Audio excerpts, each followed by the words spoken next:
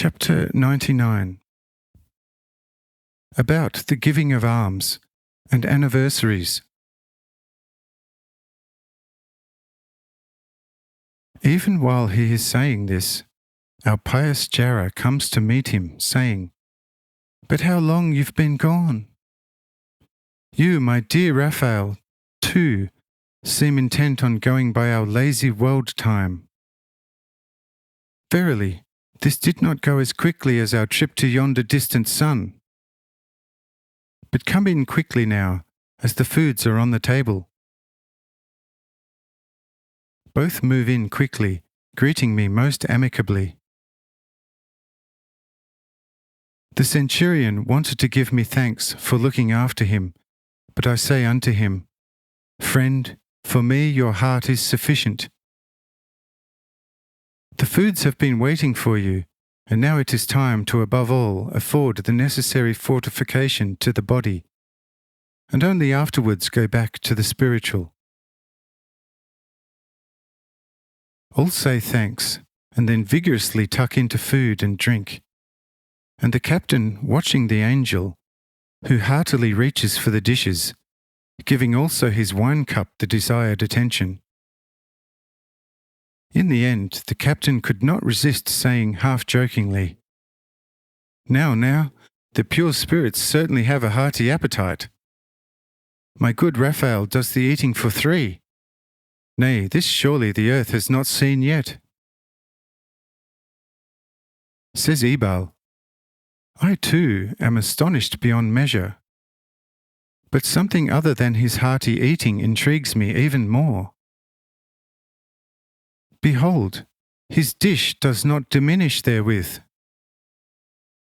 Here truly the wise adage applies, "What heaven takes away, it gives back the next moment." This table shall be kept as a permanent sanctum, with all honours for all time, for my descendants, and an annual feast shall be kept at this table to feed and slake the thirsty poor of this vicinity. Say I, "Let the table be table, and you remain yourself as you were. And if some poor one comes and you have something, then support him on whatever day. Whilst a yearly feast helps neither the poor nor yourself, and it does not please me. He who remembers me, let him do so at all hours of day, whereas I cannot find use for a yearly commemoration. If you were to designate such feast, you would verily resemble the Templars at Jerusalem, who also each year celebrate 3 anniversaries, and because it is customary, hand out bread to the poor, as if the poor could then live until the next feast without further nourishment. Oh, for the nonsense of such ridiculous feasts! The Pharisees indeed, on such feasts, collect so much rich offerings that they can easily last 100 years from such takings. But the poor have to be satisfied if 3 times a year he receives a piece of bread weighing hardly the 1/8 part of a pound. Oh, for the great foolery, stupidity, blindness, and selfish malice! Therefore, let this table be what it is, and celebrate a feast most pleasing to me. If in accordance with your capacity you satiate one or the other poor, at this or some other table. And should one and the same poor come to you every day, then do not ask him whether he receives nothing somewhere else. For this would weigh the poor one's heart down heavily, so that for a lengthy period he would not dare coming to you, and your good works would lose their merit before me. It is not my will, on the other hand, that you hand out the poor's bread to those robust idlers able to work. To such give work commensurate with their strength. If they carry out one or the other job for you, then give them to eat and drink. If they don't accept the work, then don't give them to eat. For he who is strong and does not want to work shall not eat. Behold, if you arrange your dealings along those lines, you shall be preparing me the most pleasing commemoration feasts. But leave me alone with your proposed annual feasts, for such annual feast is the greatest nonsense that a man can engage in, since it serves nothing to anyone except the organizer who can obtain some gainful offerings therefrom.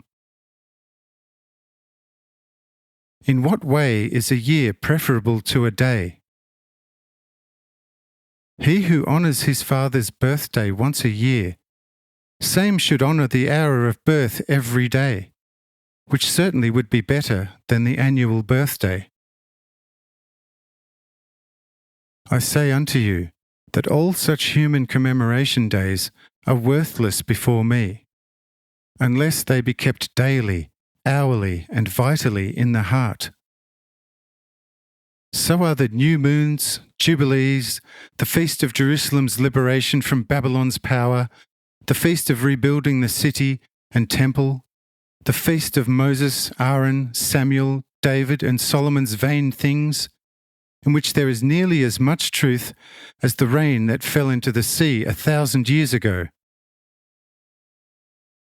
Initially, these feasts are executed in a sort of religious impetus, and the participants commemorate a person or a significant event, which they themselves have experienced in a still very animated way.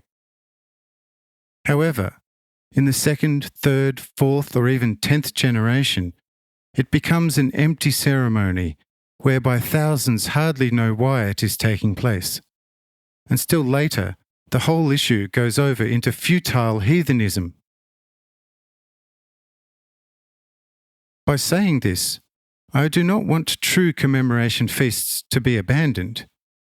However, next to yearly, it also should be kept in the heart daily.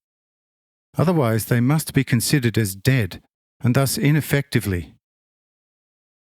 But with this table it stays as I have told and shown you.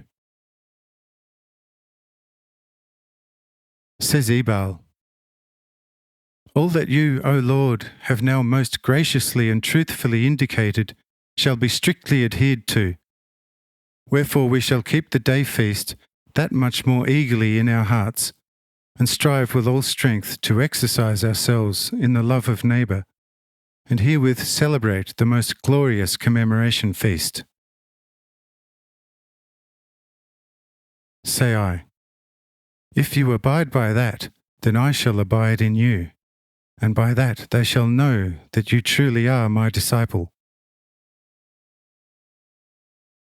But now we have adequately eaten and drunk, therefore let's rise from the table and betake ourselves to our boatmen, who shall have a few rare things to relate to you. Over here we would have little peace, as another caravan shall arrive in an hour from Bethlehem, among whom there will be a few arch-Pharisees, with whom I definitely will have nothing to do. See to it they are even today moved on as far as Sabara.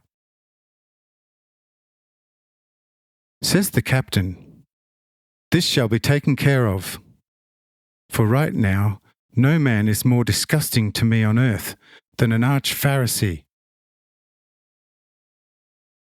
With these words, we all rise and hasten out to our shipmates near the shore.